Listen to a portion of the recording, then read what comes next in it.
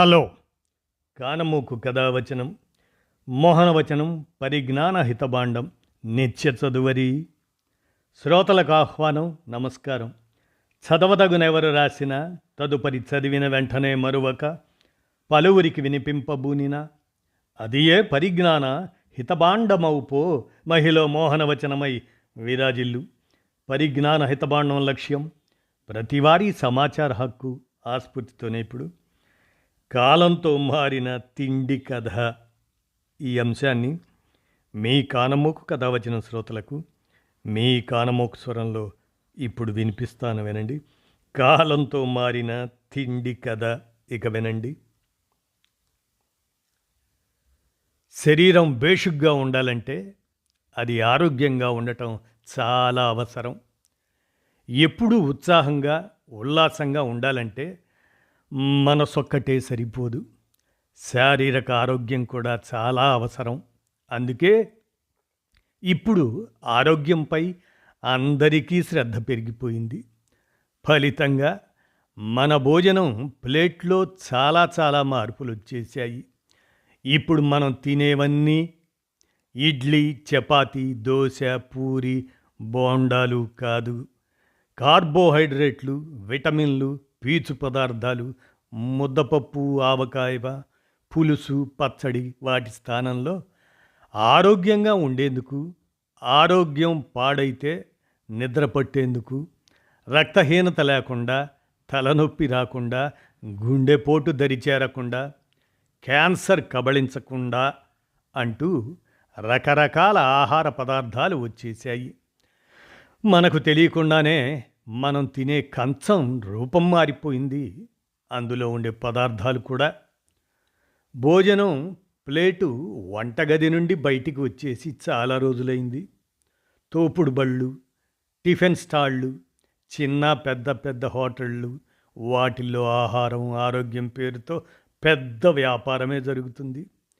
ఇంట్లో అమ్మ అప్పుడప్పుడు కాసే సగ్గుబియ్యం జావ దగ్గర నుండి వేసవికాలం తరచూ తాగే రాగి జావ, జొన్న సంకటి, వర్షాకాలం వేడివేడి సూపులు, శీతాకాలం రోగనిరోధక శక్తిని పెంచే పానీయాలు, సలాడ్లు, ఇలా ఎన్నో మార్కెట్లో ఆహారాన్ని అంతెత్తున కూర్చోబెట్టాయి. తిండిలో ఇంత మార్పు ఎప్పటి నుండి వచ్చింది, ఎందుకు వచ్చింది?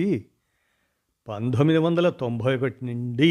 అంటే సరిగ్గా మన భారతదేశంలో సరళీకరణ విధానాలు అమలు జరిగినప్పటి నుండి ఆహారంలో మార్పులు చోటు చేసుకున్నాయి. అప్పుడు మొదలైన ఆ మార్పులు ఈ 5 దశాబ్దాల్లో మరింతగా విస్తరించాయి. జనాభా పెరుగుదలతో పాటు ఆహారంలో మార్పులు అనేకసార్లు మారుతూ వచ్చాయి. కోవిడ్ తర్వాత ఆహారం కొత్త రూపాలతో మన ముందుకు వచ్చింది. ఇప్పుడు చాలామంది క్యాలరీల లెక్కలతో టిఫిను, భోజనం, డిన్నరు చేస్తున్నారు. ఉదయం నిద్ర లేవగానే వేడి ఛాయ్, కాఫీలకు బదులుగా ఔషధాలు మరిగించిన వేడి నీళ్లు తీసుకుంటున్నారు. ఇక టిఫిన్ ప్లేటు పిల్లలకు ఒక రకం, పెద్దలకు మరో రకం, అనారోగ్యంగా ఉన్న వాళ్ళకి ఇంకో రకం. తక్కువ క్యాలరీలు, ఎక్కువ పోషకాలు, వాటి పేరుతో మొలకెత్తిన గింజలు ఒకప్పటి ట్రెండు.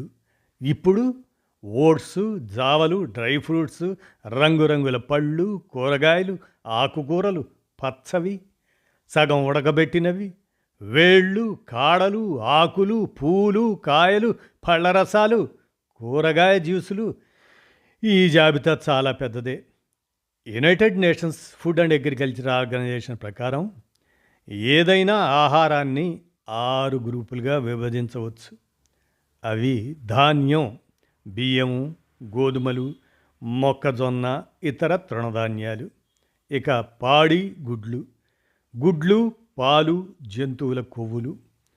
ఇక మొక్కల ఉత్పత్తులు, కూరగాయలు, పండ్లు, పిండి మూలాలు, మాంసం, చక్కెర, కొవ్వు, చక్కెర, స్వీటనర్లు, కూరగాయల నూనె పంటలు, చక్కెర పంటలు, ఇతరాలు. ఇక పప్పులు, మద్యపానీయాలు. 2015లో జాతీయ ఫుడ్ ఆర్గనైజేషన్ అది ప్రకటించిన ఒక నివేదిక ప్రకారం 1961లో ఒక భారతీయ సగటు కుటుంబ సభ్యుడు రోజుకు 2010 క్యాలరీల ఆహారాన్ని వినియోగించేవారు. అదే 2011 నాటికి అది 2458 క్యాలరీలకు చేరింది. క్రమక్రమంగా మన ధాన్యం వినియోగం 63% నుండి 57% తగ్గింది. ఆ స్థానంలో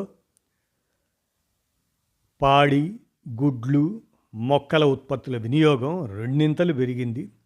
చక్కెర, కొవ్వు పదార్థాల వినియోగం కూడా 3% పెరిగింది. అయితే మాంసం వినియోగంలో మాత్రం పెద్దగా మార్పులు రాలేదు. సగటు మనిషి ఆహారం కోసం వినియోగించే సొమ్ములో ధాన్య ఉత్పత్తులకు చాలా తక్కువ ఖర్చు చేస్తున్నారు. మిగిలిన ఉత్పత్తులకు మాత్రం పెద్ద మొత్తంలో వెచ్చిస్తున్నారు. ఇక బ్రేక్ఫాస్ట్, స్నాక్స్ విషయానికి వస్తే ఉదయం టిఫిన్ ప్లేట్లో మార్పులు వచ్చినట్లుగానే స్నాక్స్ కూడా వేగంగా మారిపోయాయి. బంగాళాదుంప చిప్స్, సమోసా, పకోడా, బజ్జీ, బోండా ఇటువంటి వాటితో మొదలయ్యి ఇప్పుడు తక్కువ క్యాలరీలు ఉండే ఆహార పదార్థాలు గల స్నాక్స్ వచ్చాయి. పాశ్చాత్య ఆహారపు అలవాట్లు భారత కుటుంబాలను తాకి చాలా కాలమైంది. ఇక మన భోజనం ప్లేట్ విషయం చూస్తే ఇక భోజనం ప్లేట్ సంగతి అయితే చెప్పాల్సిన పని లేదు. ఉదయం, సాయంత్రం తేలికపాటి ఆహారం తీసుకుంటే మధ్యాహ్నం భోజనంలో మాత్రం సంపూర్ణ పోషకాలు ఉండాల్సిందేనన్న నియమం వచ్చేసింది. ప్రోటీన్లు, విటమిన్లు ఎక్కువగా ఉన్న కూర, పీచు పదార్థాలు పుష్కలంగా లభించే వడ, బజ్జీ, బియ్యంతో సమానమైన కార్బోహైడ్రేట్లంటూ గోధుమలు, జొన్న, కొర్రలు, సామలు, ఆరికలు, క్వినోవా ఇలా రకరకాల చిరుధాన్యాలతో చేసిన రవ్వ, పిండితో చేసిన పదార్థాలు, చివర్లో పెరుగు, పండు, స్వీట్తో భోజనం ముగిస్తున్నారు. ఇందులో ఆరోగ్యం కోసం తినే ప్లేటు, అనారోగ్యంగా ఉన్న వారి కోసం మరో ప్లేటు, పిల్లల లంచ్ క్యారేజీలో ఇంకో రకం ఉంటున్నాయి. ఇక డిన్నర్ విషయం చూస్తే డిన్నర్పై ఇప్పుడు భారతీయులకు విపరీతమైన శ్రద్ధ పెరిగిపోయింది. రాత్రివేళ మితాహారం తినటం మంచిది అన్న అలవాటుగా ఆ అలవాటును బాగా వంట పట్టించుకున్నారు. భోజనం బదులుగా రకరకాల టిఫిన్లు డిన్నర్ని ఆక్రమించాయి. ఇప్పుడు బయట టిఫిన్ స్టాళ్ళు ఎక్కువగా కనిపిస్తున్నాయంటే ఇదే కారణం. అంతెందుకు, విందులు, వినోదాల్లో కూడా టిఫిన్ చేసేవారి కోసం ప్రత్యేక కౌంటర్లు పెట్టేస్తున్నారు. అంతేకాదండోయ్, సమయం కూడా మారిందండోయ్. తినే తిండే కాదు, అది తీసుకునే సమయం కూడా ఇప్పుడు బాగా మారిపోయింది. నిర్దిష్ట సమయంలో తింటేనే తిన్నది వంటబడుతుందని, రోగాలు రాకుండా ఉంటాయని చెబుతున్నారు.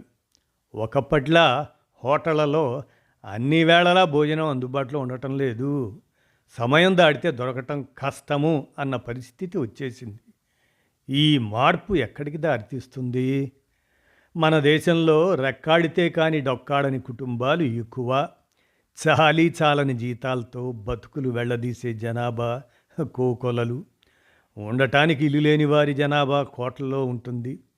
తిన్నా తినకపోయినా పిల్లల చదువుల కోసం ఖర్చు చేసేవారు ఎక్కడ చూసినా కనిపిస్తారు. కానీ మారిన ఈ ఆహారపు అలవాట్లు ఆరోగ్యం పేరుతో జరుగుతున్న పెద్ద వ్యాపారంగా రూపాంతరం చెందింది. ఫలితంగా ఆయా ఉత్పత్తుల ధరలకు రెక్కలొచ్చాయి. ఆసుపత్రి పాలవ్వకుండా ఉండాలంటే ఈ మాత్రం ఖర్చు చేయాల్సిందే అన్న దృష్టికి సగటు మనిషి వచ్చేశాడు. ఆరోగ్యం అందరికీ కావాలి. ఆరోగ్యంగా ఉంటేనే బతుకు బండి సాఫీగా సాగుతుంది. అయితే ప్రజల ఆరోగ్యం ప్రభుత్వాల బాధ్యత. ఈ బాధ్యతను విస్మరించడం వల్లే ఇప్పుడు మన భారతదేశంలో తిండి ఖర్చు ఎక్కువైపోయింది. ఇది ఇలాగే కొనసాగితే సాధారణ ప్రజల మనుగడ మున్ముందు మరింత కష్టం, నష్టం కూడా. ఇదండి కాలంతో మారిన తిండి కథ. ఈ అంశాన్ని మన కానమోకు కథావచనం శ్రోతలకు మీ కానమోకు స్వరంలో వినిపించారు, విన్నారుగా. ధన్యవాదాలు.